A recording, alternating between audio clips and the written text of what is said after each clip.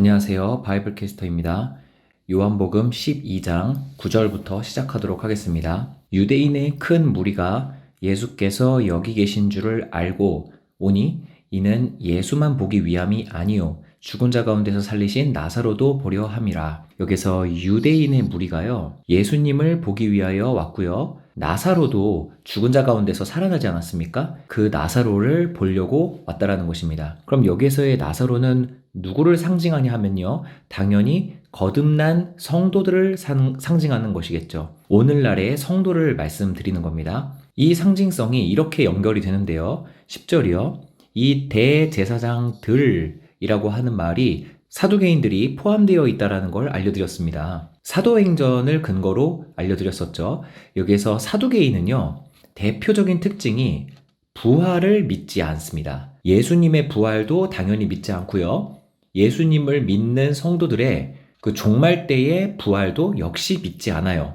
그래서 이 사두개인들은 나사로를 죽이려고 한다라는 것이죠. 왜냐하면 이 나사로가 죽은 사람이었는데 살아났다라는 말, 그 말을 믿지 않았고, 또 이 사람을 목격하기 위해서 큰 무리가 나사로를 보러 오는 것이 너무너무 얄밉고 인정하고 싶지 않았던 것입니다. 이것이 오늘날 세상이 성도들을 핍박하는 것으로 상징화될 수 있다는 것이죠. 본성으로부터 예수 그리스도를 인정하지 않고 미워하는 우리 죄악된 인간들은요, 그 예수로 인하여서 거듭난 우리 성도들까지도 죽이려고 도모하는 그런 악한 모습들이 여기에서 성경적으로 상징화되고 있다는 것입니다. 교회 다니는 우리 신자들 역시 예수 그리스도와 동일한 핍박을 받게 되는 영광, 그 영광이 여기에서 드러난다는 것이죠. 그리고 11절, 반대 개념으로서의 또 의미심장한 상징성이 드러나는데요.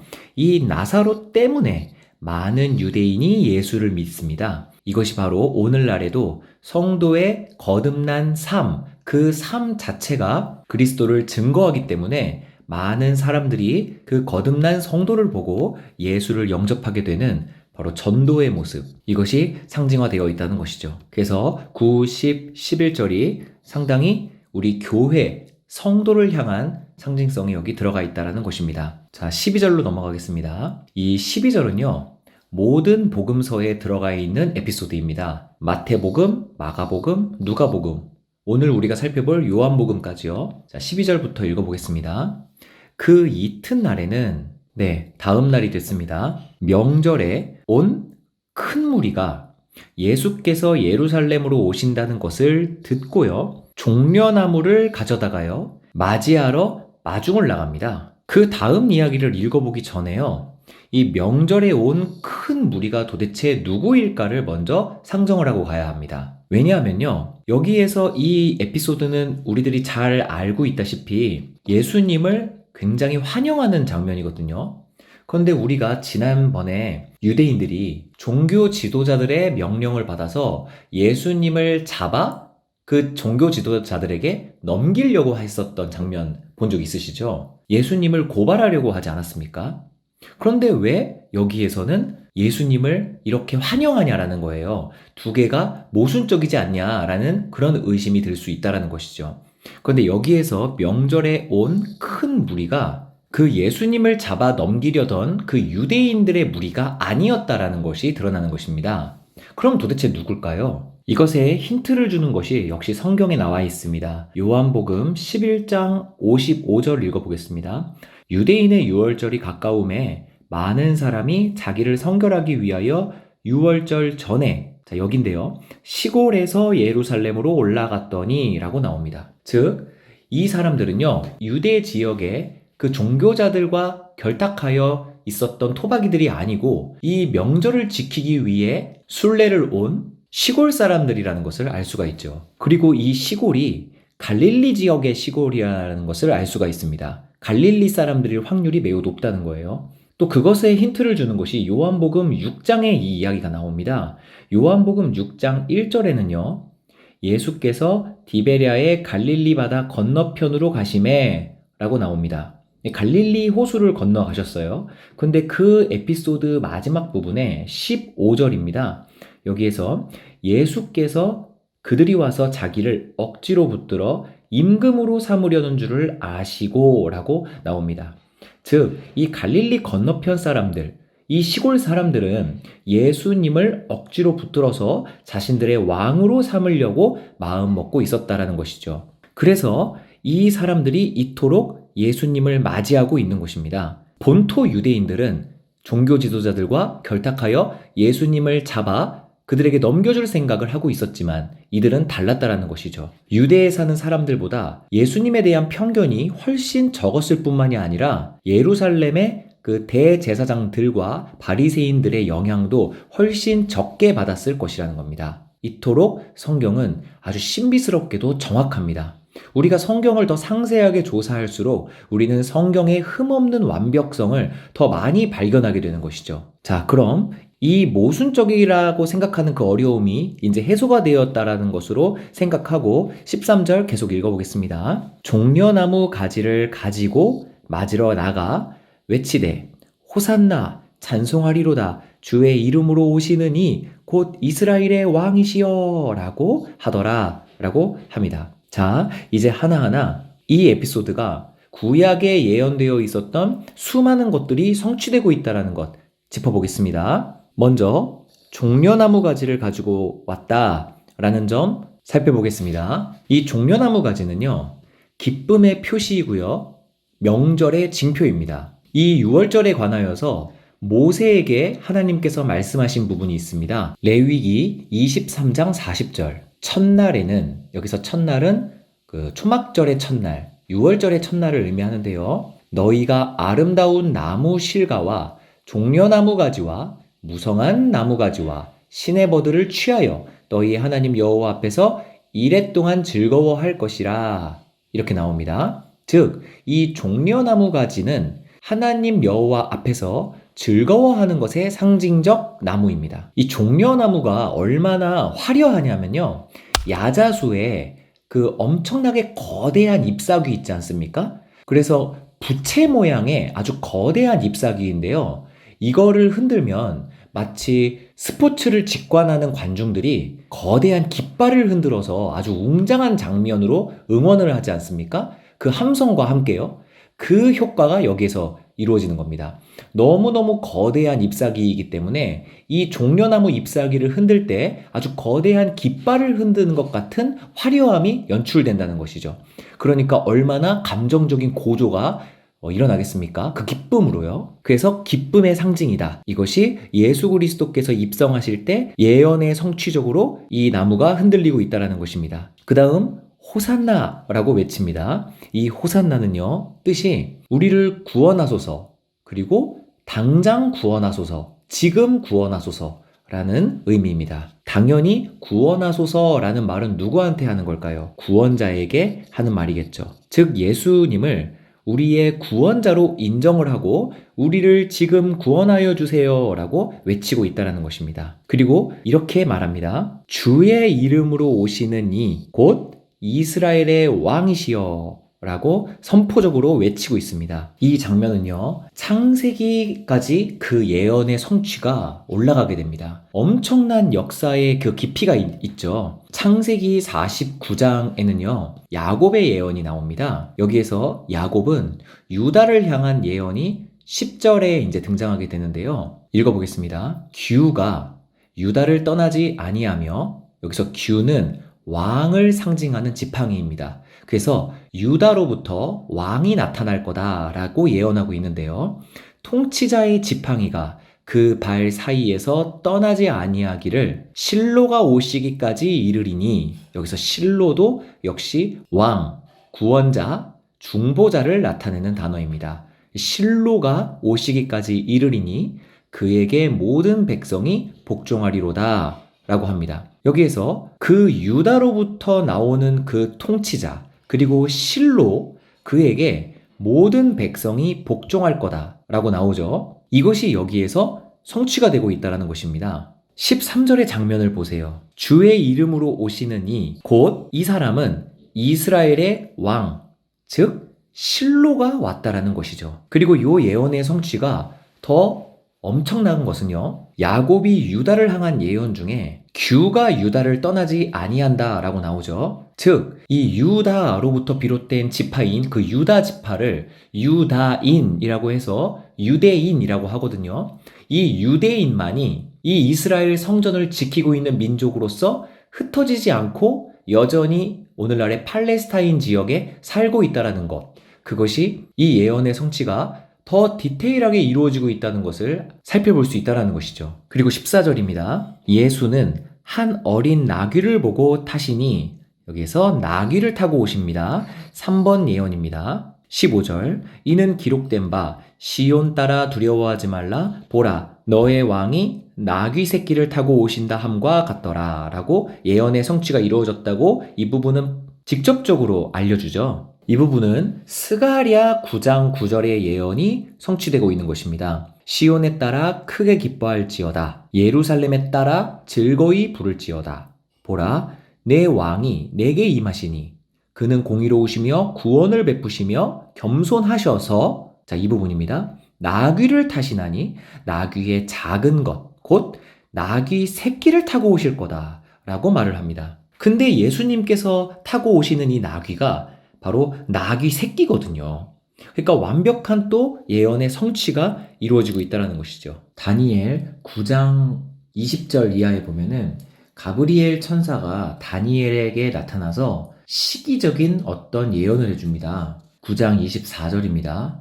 내 백성과 내 거룩한 성을 위하여 이른 이레를 기한으로 정하였나니 허물이 그치며 죄가 끝나며 죄악이 용서되며 영원한 의가 드러나며 환상과 예언이 응하며 또 지극히 거룩한 이가 기름 부음을 받으리라. 이렇게 나옵니다. 여기에서의 시기는 이른 이레라고 나오죠. 여기에서 이른이라는 것은 70을 이른이라고 하고, 여기에서 이레라는 것은 7일을 이레라고 하죠. 그래서 70 곱하기 7이라고 해서 490년을 이른 이레라고 하는 것입니다. 그런데요, 이 이른 이레, 즉 490년을 3등분으로 쪼개서 예언을 해주게 됩니다. 먼저 25절에요.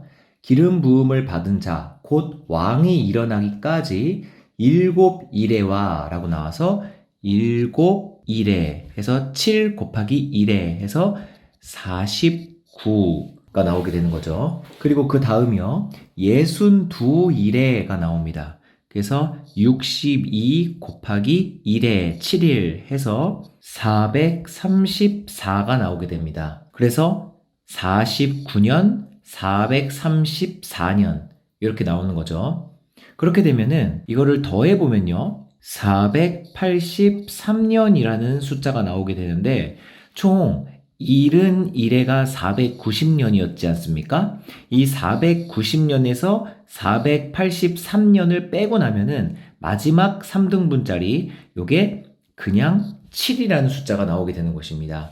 여기에서 이 7을 더하면 490년이 이제 나오게 되는 것이죠. 자, 다시 말씀드리면 71회 곧 490년이요. 7일에 62일에 그 다음에 그냥 1회 이렇게 해서 총 3등분이 나오게 되는 것이죠. 이게 바로 다니엘 9장에서 가브리엘 천사가 알려준 예언이 되는 겁니다. 그럼 여기에서 이 49년이라는 것은 뭐냐면요. 다니엘 25장에 예루살렘을 중건하라는 영이 날 때부터 기름 부음을 받은 자, 곧 왕이 일어나기까지 7일에와 62일에가 지난다라고 나오죠. 그래서 예루살렘을 중건하라는 영이 날 때가 7일에가 된다라는 것이에요. 그래서 요 7일에 이 49년은요. 이스라엘 성전이 재건되는 그 해 49년 동안 요 이스라엘 성전이 재건이 되죠. 이게 그 성전을 재건한 선지자가 느헤미야 아닙니까? 느헤미야 2장 1절부터 한번 읽어보겠습니다. 아닥사스다 왕 제20년에 니산월에 왕 앞에 포도주가 있기로 내가 그 포도주를 왕에게 드렸는데 이전에는 내가 왕 앞에서 수심이 없었더니 왕이 내게 이르시되 네가 병이 없거늘 어찌하여 얼굴에 수심이 있느냐 이는 필연 네 마음에 근심이 있음이로다 하더라. 이것은 근데 굉장히 이례적인 일입니다. 옛날 이때 당시에는요, 왕 앞에서 수심이 가득한 얼굴을 하고 있으면 왕이 그냥 죽여버릴 수도 있었어요. 그런데 이 왕은 이 느헤미야를 굉장히 좋아했었어요. 그래서 느헤미야의 얼굴에 수심이 가득한 것을 보고 네 마음에 근심이 있구나. 나한테 한번 말해보거라. 라고 그렇게 따뜻하게 대해주고 있는 것입니다. 그때 이 느헤미야가 왕에게 부탁을 합니다. 3절이요. 왕께 대답하되 왕은 만세수를 하옵소서 오래 사시길 바랍니다라는 뜻이죠. 내 조상들의 묘실이 있는 성읍이 이제까지 황폐하고 성문이 불탔사오니 내가 어찌 얼굴에 수심이 없사오리이까 이렇게 말했다고 합니다. 그때 왕이 내게 이르시되 그러면 네가 무엇을 원하느냐 이렇게 물어봤고요. 그때 느헤미야는 이렇게 말합니다. 내가 곧 하늘의 하나님께 묵도하고 왕에게 아뢰되 왕이 만약에 좋게 여기시고 종이 왕의 목전에서 은혜를 얻었사오면 나를 유다 땅 나의 조상들의 묘실이 있는 성읍에 보내어 그 성을 건축하게 하옵소서 라고 부탁을 했는데요. 그때 이 왕이 느헤미야에게 그래 너의 조상들의 묘실로 가서 성전을 재건하고 오거라 라고 허락을 해줍니다. 이것이 바로 다니엘서 9장 25절에 있는 예루살렘을 중건하라는 영이 난 시기가 되는 거예요. 이 느헤미야 2장의 이 시기가요. 그래서 이때부터 7일에 동안 즉 49년 동안 예루살렘의 성전이 재건하게 되는 것입니다. 그 예루살렘 성전 재건을 예언한 것이 가브리엘 천사가 다니엘에게 말해준 7일가 된다는 것이죠. 요 7일가 성전 재건이 되는 거예요. 그리고 62일에 즉 434년 있지 않습니까? 이 성전 재건이 된 이후 434년 후에 정확히 우리가 지금 읽고 있는 이 요한복음의 예루살렘 입성, 예수님께서 이렇게 호산나 소리를 들으시면서 예루살렘 성전으로 입성하시는 요 장면이 정확히 이때로부터 434년 후에 일어난 일이라는 거예요. 이게 완벽하게 예언이 되고 있다는 것입니다. 마지막 요 1회라는 것이 무엇인지는 나중에 설명드릴 때가 있었으면 좋겠습니다. 하지만 시간 관계상 넘어가도록 하겠습니다. 지금은 다니엘을 살펴보는 시간이 아니기 때문입니다. 자, 어찌됐든 제가 지금 말씀드리는 것은 어마어마한 예언들이 지금 이 광경 속에서 모두 성취가 되고 있다는 점입니다. 첫 번째, 종려나무 가지를 흔드는 것이 예언의 성취였고 또 나귀를 타고 오시는 것 그리고 정확한 시기까지요. 그래서 야곱을 통한 예언은 누가 예루살렘 성전으로 오시는 건지 그 존재에 대한 예언이 풀리게 되는 것이고요. 스가랴서를 통하여서는 그 메시아가 어떠한 방법으로 올 거라는 것이 예언이 되어 있는 거고 다니엘서를 통하여서는 그 메시아가 언제 오시는지에 관한 그 해와 그 날짜까지 알려주시는 엄청난 예언의 성취가 이 오늘 보고 있는 장면이라는 것입니다. 그래서 16절이요. 제자들은 처음에 이 일을 깨닫지 못하였다가 예수께서 영광을 얻으신 후에야 이것은 십자가에서 돌아가시고 난 다음에야 라는 뜻이죠. 이것이 예수께 대하여 기록된 것임과 여기서 이것은 아까 말씀드린 구약의 예언들이 되는 것입니다. 이 예언들이 예수께 대하여 기록된 것이라는 걸 예수님께서 십자가에 돌아가시고 난 다음 영광을 얻으신 후에야 깨달아졌다라는 거예요. 사람들이 예수께 이같이 한 것임이 생각났더라. 나중에서야 이게 구약의 예언 성취였다라는 것을 깨닫게 됐다라는 것이죠. 우리 예수님의 십자가 사건은 즉흥적이고 우발적으로 일어난 일이 아니었습니다. 로마서 1장 2절 이 복음은 하나님이 선지자들을 통하여 그의 아들에 관하여 성경에 미리 약속하신 것이라. 아멘. 들어주셔서 감사합니다. 오늘은 여기까지 하겠습니다.